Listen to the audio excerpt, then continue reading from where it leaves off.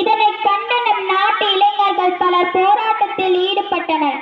அதில் ஒருவர்தான் நம் கொடி காத்த குமரன். அந்த கொடி காத்த குமரனை பற்றியும் அவரது போராட்டத்தை பற்றியும் இந்த நாடகத்தில் காண்போம்.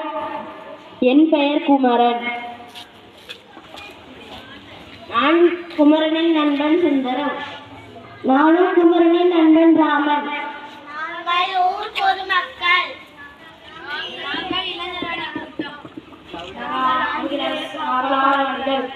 போராட்ட களம் ஒன்று. பங்கேற்பாளர்கள் குமரன், நண்பர்கள், பொதுமக்கள், ஆங்கிலேய காவலர்கள், இளைஞர் அணி கூட்டம். ஆங்கிலேயர்களை எதிர்த்து போராடுவோம், வெற்றி பெறுவோம், இல்லை என்றால் வீரமரணம் அடைவோம். கோழையாக பல நாள் வாழ்வதை விட வீரனாக ஒரு நாள் வாழ்ந்து விட்டு போகலாம்.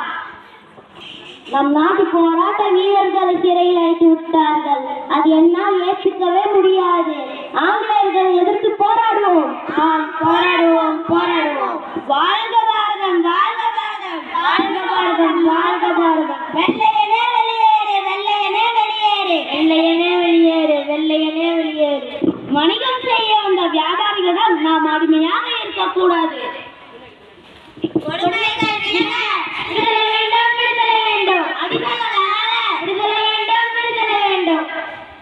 ஆங்கிலேய அரசு அதிகாரிகளை எண்ணி நாம் அஞ்சக்கூடாது. ஆங்கிலேய அரசு அதிகாரிகளை எதிர்த்து போராடும் தப்பு. மீறி பண்ணினால் கடுமையான தண்டனை வழங்கப்படும், இல்லை சிறையில் அடைக்கப்படுவீங்க. உங்க கையில் இருக்கபடி கீழே ஓடி போயிருங்க, இல்லை சடியடி தான் நடக்குவோம். தாராளமா நடக்குங்க. பயனோட குள்ளநரி கூட்டம் இல்ல, பதிவு பேர புலி கூட்டம் தான். ரொம்ப பேசினா அடி வண்டி சாமி.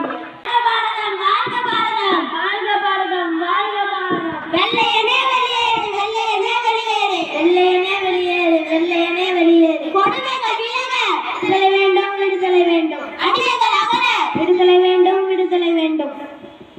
போராட்ட களம் 2. தடியடி.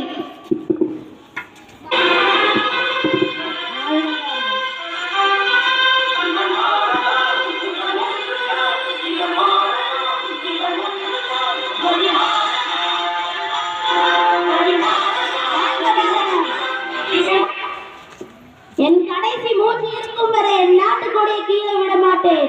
வாழ்க பாரதம். தன் உயிர் பிரியும் போது கூட குமரன் கொடியை கீழே விடவில்லை. எனவேதான் இவருக்கு கொடி காத்து குமரன் என பெயர் கிட்டியது.